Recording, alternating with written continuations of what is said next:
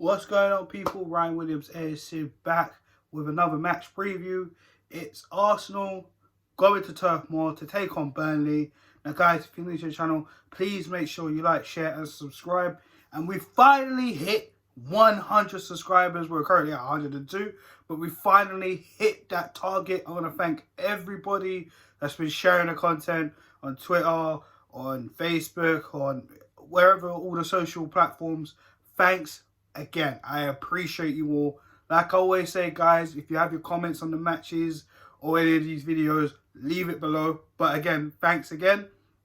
Now, of course, we're going to get to the next target, of course. That's 150 subs. We're currently on 102. Let's try and get that sorted. Now, guys, please like, share, and subscribe. Thanks again. Thanks again. I really, really appreciate you all. Now, we got the great stuff out of the way. Let's get to the difficult stuff anyway. Of course, the preview. Of course, the reason why I say it's difficult because the last time we played Burnley, it didn't really go down too well. We lost 1-0 at home, which is Burnley's first victory over Arsenal at Arsenal home ground since the 70s. That is saying much. And of course, our captain, Pierre-Emerick Aubameyang, unfortunately did score the own goal via the corner. So, and also, that was the day we saw Hector Bellerin get suspended for getting 2 yellows and Granit Xhaka getting sent off. I'm pretty sure it was Xhaka that got sent off, or it could have been Gabriel. It was a while ago. So, guys, let me know in the comment section below. But, you know, things have turned around a little bit, you know, in terms of, you know, consistency. We're higher in the table than we were then. We're, what, 10th now? You know, 10th and 11th in the middle between them, in and out. And at the time, we were 15th. Burnley, bottom half of the table. And, of course, you know, we're coming back off a 3-1 victory against Leicester at the King Power Stadium with a great performance there. Great comeback, of course, being 1-0 down within the 7th minute. And then Burnley getting thumped by Tottenham, 4-0 at home. I mean, or were they away? Well, they got thumped 4-0, apologies. But, man, it's going to be tough, you know, because, yeah, they got thumped 4-0, but they're probably going to be on it. And Turf Moor is always a difficult place to go to, as history tells you so. Hopefully, we can go there and get some revenge on Burnley. And, again, keep trying to get these wins because we got the North London derby after this game in the league, and that's going to be tough as well. So let's try and get these 3 points at Turf Moor. Now let's get into my predicted 11. In goal, I'm going to go with Bernd Leno. I think, you know, he didn't really do much in the Leicester game, to be honest. So hopefully he can have the same type of performance where he can only make saves where it's only needed. But ultimately, the defence has to be solid. Speaking of the defence, right back, Cedric, I think he's justified. Had a very good performance against Leicester. And to be honest, it looked very much comfortable for Nicolas Pepe on that right-hand side. So I think Cedric definitely keeps his spot. On the left back role, of course, Kieran Tierney, same thing. You know, we need Tierney. Tierney is one of our best players. What he provides on that left-hand side is crucial for the way we play. And there's just no arguments right now. There's no arguments why Tierney should be dropped.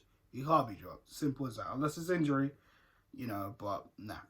The centre-backs now, personally, I think we should just keep it the same. I think David Luiz and Pablo Mari had a good performance at Leicester. I wouldn't change the back four. I would not change the back four. I think the back four done well. You know, obviously conceding that the first goal was one thing, but for the rest of the game, they did absolutely fantastic. The rest of the game, and Mari able to stop in Jamie Vardy. We kept Jamie Vardy quiet in that game, who, you know, a lot of us Arsenal fans were kind of like, Vardy, you know, he always likes to show up against us. So, yeah, you know. Midfield. Now, for me, we know Xhaka's more than likely going to play, and to be fair, you know, he's done some decent performances this season. You know, you got to give credit where credit is due. You know, and you know he did all right against Leicester. To be honest, you know, you have to praise him. You know, as much as you know some of us that feel you know Xhaka's not the answer long term. Ultimately, right now this season, he's you know since the red card, he's actually done okay.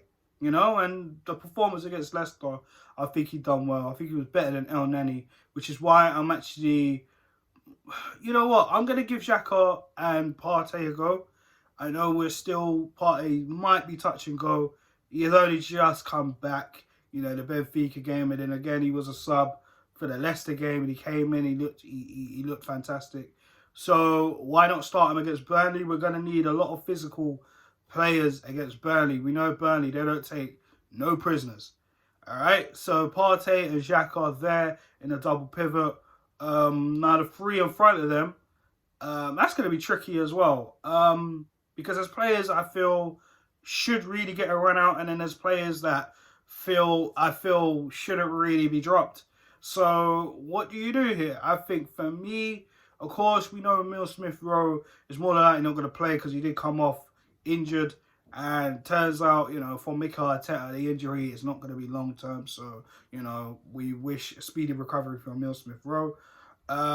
So he's going to be out, which for me, Odegaard has to start. I think Odegaard has been absolutely impressive since he's come in. Probably 1 or 2 games I felt hasn't really done enough.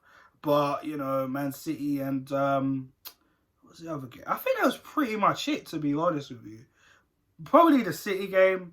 There might be another game. If there's another game, guys, let me know your thoughts in the comment section. But I think Odegaard definitely earned that spot in at number 10. He just looks so good. We just need to keep that consistency in. And then hopefully at the end of the season, if he continues to do well, then, you know, I think Arsenal should press Real Madrid and try to sign him, or at least get another loan deal with an option to buy. I mean, Odegaard is definitely someone we need to be looking at going forward, thus continuing his form. Saka, I think he should come back into the side. Listen, Willian had a very good performance against Leicester. And I know it'd be kind of harsh to drop him, but however, I think Bukayo Saka, for me, I think he's got to come back. Do you know what I mean? He's had a good long rest. You know, we didn't play him. He didn't come on at all against Leicester. He hasn't played since that Benfica game where he ultimately set up Aubameyang for the winner. And I think it might probably be criminal not to start him. So Saka for me back in that side. Now the left. Now, this is where this head scratching becomes head scratching, because you got the likes of Willian, you got the likes of Martinelli, you got the likes of Aubameyang, and you got the likes of Nicolas Pepe. What do you do? Pepe had a great game, you know, man of the match worthy candidate against Leicester last week. And him playing on the left is fantastic, do you know what I mean? And yet he played on the right that day, do you know what I'm saying? So, but for me, I think Saka on the right is a lot more consistent, even though I said earlier, Pepe on the right with another right back, barring Bellerin, gives you a different dimension. He looks more up for it as well. So that's Pepe's case. Willian, man of the match against Leicester. You know, I mean, you know, can he continue this form? That's another question. And as well as Gabriel Martinelli. Now, there's been a lot of rumblings between the fan base. Arteta doesn't trust him. You know, he's protected him. And, you know, I've kind of been in the middle with Gabriel Martinelli because, you know, you do have to realize when he did come back, he did come out with another knock, the injury. And, you know, sometimes he does put way too much in the game, which sounds crazy to me to say because you want players to give 100%. However, you know, you just have to think about it. He's a young guy and, you know, you don't want him to overexert himself and then he picks up another injury. But I would like to see Martinelli play because it's been a while. He gives you that energy and that drive, and which, you know, when you see him and Saka on the pitch, and I'd like to see him with Martin Odegaard, to be fair. I mean, see how that trio would work out, you know, because when it was Emil Smith Rowe, in the 10, I mean, Saka and Martinelli would just, they just look like they were on it. You know what I mean? As well as they are. So, again, it is so tough. And then Aubameyang, should he come back into the side playing on the left? I mean, right now, which I think is good, we've been chopping and changing between Lacazette and Aubameyang up top. And I'm going to let you know who I think should be the guy going forward up top in a sec. So, for me, I'm going to give it to Pepe. And, you know, like I said, I want to see Martinelli come on. Personally, I feel we should give Martinelli a go maybe later on in the game. Hopefully, Arteta doesn't make his casual 70-minute substitutions. But I feel Martinelli should come on in the game later on. And, you know, give us that energy because we know Burnley, they're tough to break down sometimes. But when their legs are lagging and that, and we can bring in Martinelli with that energy and that drive that he does, he could cause them all sorts of problems. And so can Pepe. This is why I'm kind of giving Pepe another go. I don't think he deserves to be dropped either. But when you look at the competition right now in the wingers, it's difficult. It's so difficult. But yeah, Pepe, Odegaard, and Saka the front three for me. And up top, I would personally, boy, it's tough. Lacazette, I mean, he played all right. I think he played a decent game against Leicester. Not rubbish, not great, but he played a good game. Aubameyang now, you know, he's a little bit inconsistent in terms of, you know, we haven't seen it match in, match out. Okay, since the Leeds game, he didn't do well against City. The Benfica game, he did well. Came on against Leicester, which I thought was kind of unnecessary because I think the game was kind of done by then. But it just showed intent for Mikel Arteta that, you know, he wasn't satisfied. He wanted more goals, and he probably wanted Aubameyang to go out there and try and get some more confidence because, you know, Aubameyang has been up and down, of course, due to personal reasons also as well, as, you know. So, for me, I'd probably stick with Lacazette, to be honest with you. I mean, there's no disrespect to Aubameyang, but I think Lacazette, you know, if this is his last season, you know, as the rumours are circulating around, and, you know, I'll give him a little bit more game time. Do you know what I mean? I know he hasn't exactly been pulling up trees, but neither has Aubameyang. I think Aubameyang's only been doing it recently, but I'm sure Lacazette is starving, you know? And like I said, he played a decent game against Leicester, so I wouldn't really change things up that much. So, yeah, I'll go through the whole team again, and guys, let me know your thoughts in the comment section. In goal, Leno. The defence, Cedric, Louise, Mari, Tierney. The pivot in the midfield in Partey and Xhaka.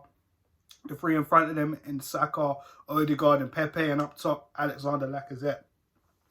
Now, all important, the scoreline. For me, listen, like I said, Burnley are tough to break down. We do have some players that are tricky and skillful, but also, you know, we have to, it's hard because Burnley can bully us in terms of, you know, the players that they have, you know, like Ashley Barnes and, you know, Ben Mee in defence, as well as Travalski. If I got his name wrong, I'm so sorry. And they got good players like Brady as well. I mean, you know, when they think about it, they do have some good players that, you know, are strong, so it's going to be hard to stand toe-to-toe. But like I said, with guys like Louise, Mari, Partey, Xhaka, it gives us a little bit more of a balance to stand toe-to-toe, and some of our flair players could go and get at them. And as well as Lacazette's hold-up play is important, and we got the likes of Odegaard, who can pick out passes and can create, and, you know, can unlock the door and creativity, as well as Saka and Pepe can run in from behind and create also.